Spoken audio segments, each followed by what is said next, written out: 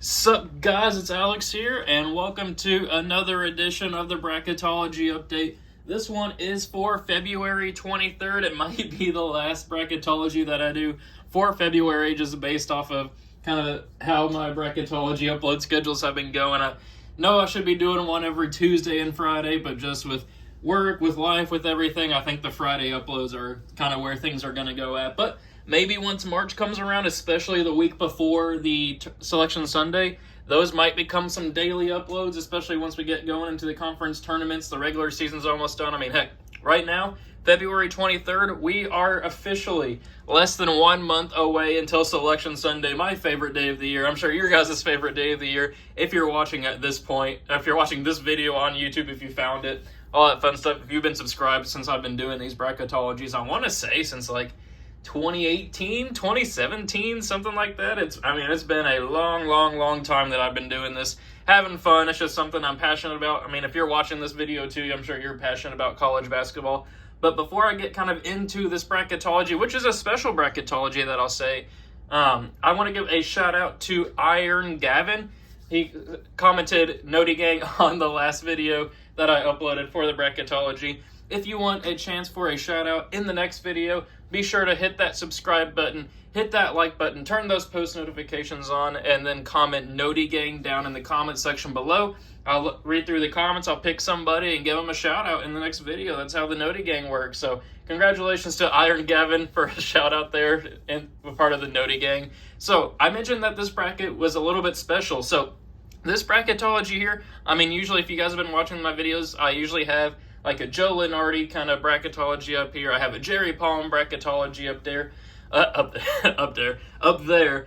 This one was actually submitted by a subscriber. So Michael Bolig on Instagram submitted a bracket over to me to do my Bracketology based off of. I thought I'd switch it up there, have some fun with the subscriber. So Michael Brigg 2000 on Instagram, go ahead and give him a follow for giving me the bracket there to make this video on.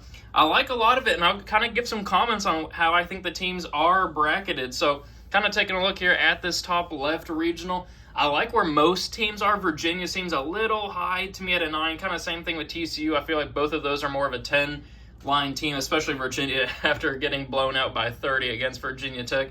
But for the most part, everything else I agree with. New Mexico up to a 7-line.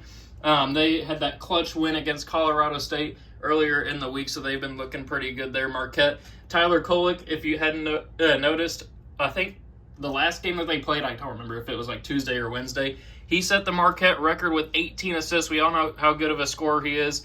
We now know how good of an assist leader he is as well. But something to consider, they lost by, I should have started out with this. So over the weekend, UConn destroyed Marquette. I want to say the final score was like 81-53. It was not even a contest.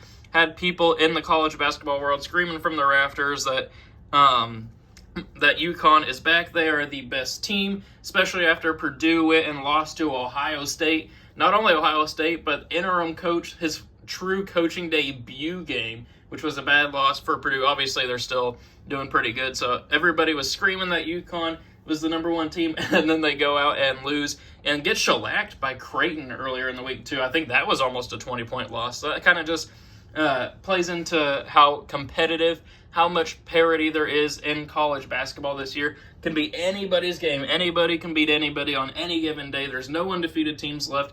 I think every team in college basketball has at least 2 losses now at this point, maybe even 3. That's just something to keep in mind. So I like the top left regional a lot from Michael's Bracketology here. Looking over at the right side, you guys know my opinion on Oklahoma. I still feel like they're, I'll still pick them to lose every single Bracketology that I fill out. But Oklahoma, I feel like they might be more of like a 9 or 10 line in terms of an actual profile there. Then kind of just looking through, Alabama might deserve to be a 2 line now. I know in the committee's Bracketology they had them at a 3, so they probably need somebody who is on the 2 line to lose and get them up there. But I do like the inclusion of Wake Forest. They're a team that a lot of Bracketologists have right on the bubble or the first 4 out. I like having Wake Forest in there, at least in the play-in game there. Then taking a look, scrolling down, we'll go ahead and scroll down here to the bottom right portion of the bracket. Florida Atlantic, I feel like an 8 line is really good for them. They've been kind of teetering along the 5 to 6 line. but then they just haven't looked the same over the last month or so, and maybe we gave them too much credit at the beginning of the season. Maybe their win over Arizona, who lost to Washington State last night, that's why Arizona's down on the 2 line there. Maybe we gave at Florida Atlantic a little too much credit based off of last year's tournament. I think they'll probably end up being around where last year's team was, along kind of like the 9 line, something like that. Then Kentucky, as much as I hate to admit it, we had that crazy buzzer beater loss against LSU after getting a huge road win against Auburn on Saturday. Then we go and face LSU and lose on a buzzer beater. That was heartbreaking. Rob Dillingham does not deserve this Kentucky team around him. He is an absolute star, projected to be number 2 overall in ESPN's latest NBA mock draft. But that's another story for another day there. Creighton up to the 4 line now after that aforementioned huge win over UConn. Kind of taking a look through Washington State, now up to a 7 line. A team that was really nowhere near the tournament whenever the season kicked off. They have played fantastic this season, and I believe that they're number 1 in the Pac-12 right now in their last season. And then the bottom left over there, really, I agree with most of these kind of brackets, the bracketing principles here. Colorado State may seem a little high there as the 7 line. They may be more of like a maybe 8 or 9 in my opinion. Baylor, I feel like, is pretty good seeded. San Diego State, I know that's kind of a controversial team, but I like that spot there on the 4 line. Overall, I really like Michael's bracketology here, so thank you for putting it together. Now it's time to make picks based off of it. So if you guys are new I also forgot to mention the bubble watch. So he prepared a bubble watch as well. Last 4 buys were Gonzaga, Nevada, Nebraska, Seton Hall. Last 4 in are Texas A&M, Utah, Boise State, and Wake Forest. First 4 out are Ole Miss, Providence, Butler, and Pitt. And the next 4 out are Colorado, Kansas State, Cincinnati, and Drake. And then the 9 to 12 out, a little bit out of the tournament there, are Oregon, Richmond, Princeton, and Memphis, with a lot of work to do to make it to the tournament. All those teams are probably going to need to make a run, or if not win their conference tournament. So now we'll get into our actual predictions for this bracketology. As you guys know, every single bracketology that I do, I go region by region, and then for the actual tournament video, I'll go round by round. Here for this bracket, if you want to kind of create it for yourself, you can go to vertex42.com. Download, they have a kind of a bracket template, and then you just fill out the teams based off of whatever bracketology you want to use. So let's go ahead and get this thing started. Obviously, it's going to be a meme every time we do the bracketologies, but we'll have Purdue beating Merrimack and NC Central. Then we're going to go with TCU, Jamie Dixon's squad. They may have some kind of momentum this year. I feel like they have something special. I feel like they win games that most people kind of count them out of.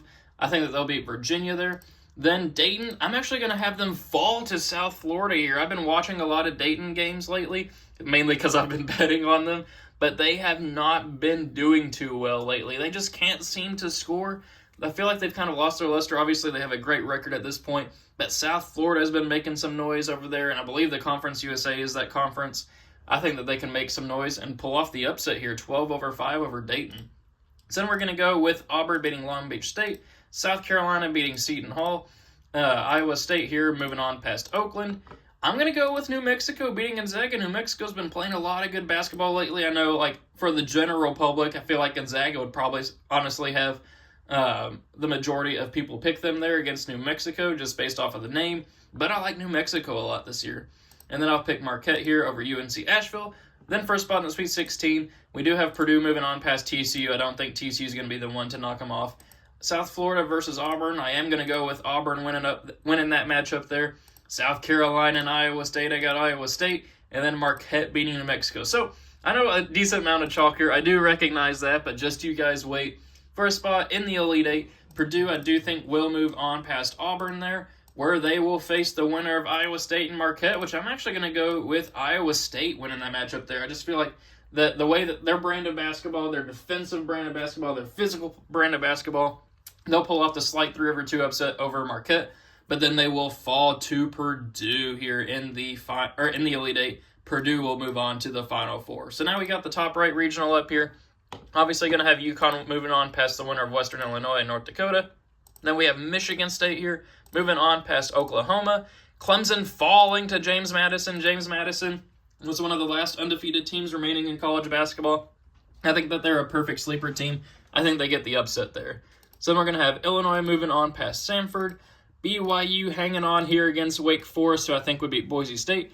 Alabama beating the the Fighting Toothpaste of Colgate. Nebraska pulling off the 10-7 over Utah State. Utah State's really good this year, but I feel like Nebraska's I say battle-tested, but the Mountain West has been a battle this year, too. I got to give them credit. But I like Nebraska pulling off the 10-7 upset. I want to say that they beat Purdue earlier in the season. Maybe I'm wrong on that. Maybe I'm misremembering it. I'm pretty sure they beat Wisconsin, too. I think Nebraska could make some noise there. And then we're going to have Kansas moving on past Northern Colorado. Then for a spot in the Sweet 16, we got UConn moving on past Michigan State. Then I'm going to go with an upset pick here. I'm going to go with James Madison, the Dukes, moving on past Illinois. I think that team could make some noise. I mentioned it earlier. Why not have a 12-4 upset? Get a 12 seed here in the Sweet 16. Then we're going to go with BYU moving on past Alabama. But then I'm going to go with another upset with 10 seed Nebraska pulling off the upset over 2 seed Kansas. Something just isn't clicking like we thought it would with Kansas this year. I mean, I say that they're a 2 seed, but we thought that they'd be like true national title contenders. It just doesn't seem like they're at that level yet this year with Hunter Dickinson. For some reason, I feel like Nebraska would be able to pull off. I feel like they're a feisty team. If their shots are hitting, they could knock off anybody in the nation. I think that they beat Kansas, pulling off the 10-2 upset. So then for a spot in the Elite Eight, we are going to go with UConn beating James Madison. I don't think James Madison's going to be the one to put an end to that run. Alabama versus Nebraska. I'm going to go with the Crimson Tide of Alabama. That team's been playing. They're, I think, one of, if not the best offensive team in the nation right now, definitely in the SEC. I think that they're going to handle Nebraska there, which sets up UConn versus Alabama. I'm actually going to go with 3 seed Alabama, the Crimson Tide beating UConn there. UConn can hit games to where they seem to struggle a little bit. They do have a lot of experience, but so does Alabama. They made it to, I believe, the Elite Eight last year before they lost to actually, no, I think it was the Sweet 16 before they lost to San Diego State. But anyway, they were the number 1 overall seed last year, too. A lot of people forget that. I got them advancing on here to the Final Four. So then we'll go down to the bottom right regional here. Houston moving on past Southern. Northwestern, another Big Ten team, pulling off the 9-8 upset over Florida Atlantic. Then we're going to go with Kentucky here, moving on past Grand Canyon, though Grand Canyon could definitely pull off the upset. Creighton moving on past Vermont. Then we're going to go with an upset pick here with Utah beating Texas A&M and then upsetting Texas Tech. Texas Tech just feels like, I don't know, something just isn't connecting for me with Texas Tech this year. Maybe I'll have them winning a good matchup in the actual NCAA tournament video, but I like Utah a lot this year too. Out of the Pac-12, I got them winning that matchup.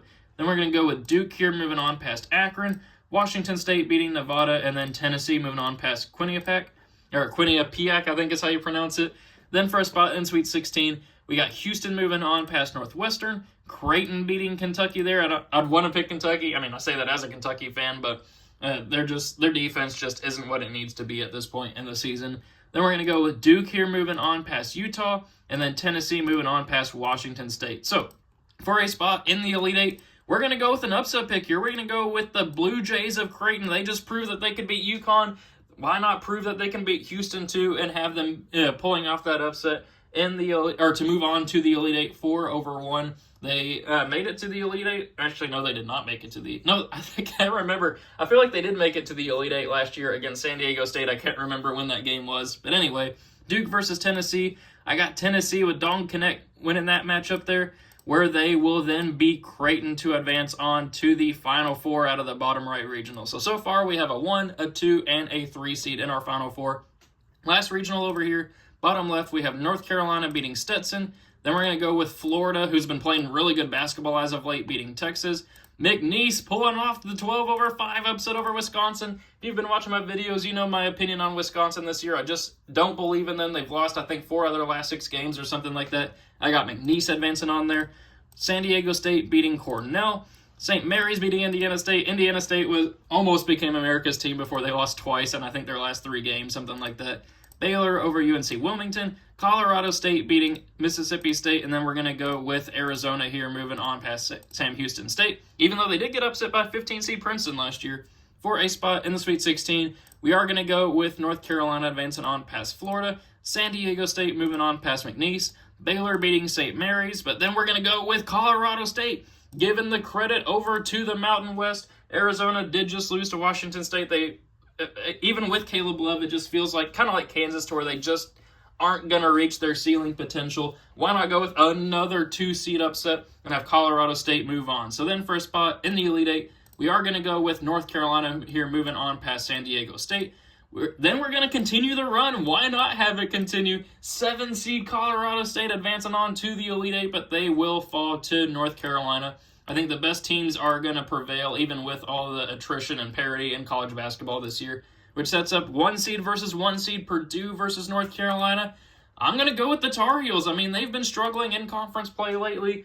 Ever since Armando Bacot said the ACC runs through him and North Carolina. But I just feel like that the experience of that team is going to be enough. The guard play is going to be enough with R.J. Davis to overcome Purdue. And then Alabama versus Tennessee, battle of the SEC schools. I'm actually going to switch it up here and go with Alabama. I think that would be a fantastic game to watch those two teams play, I believe, here in the next couple of weeks. But then North Carolina versus Alabama for the national championship. As much as I'd love to see an SEC school win that one with the Crimson Tide, I do think North Carolina gets the revenge for missing the entire tournament last year, losing in the national championship game 2 years ago. They're going to win it all this year. I think the experience of that squad with R.J. Davis, Armando Bacot, this year as a 1 seed with their coach Hubert Davis, I think they have all the pieces to actually win the national championship. So those are my predictions based off of Michael Bolig's Bracketology. I almost pronounced his name wrong. Let me know what you guys think. I know it's a bit of a longer video. Let me know what you guys think of my predictions in the comments section below. Let me know your own thoughts and predictions. Always like to see what the people are thinking. Thank you guys for watching. Make sure you join the Noti Gang. Turn those post notifications on. Hit that subscribe button. Hit that like button. And I will see you all later.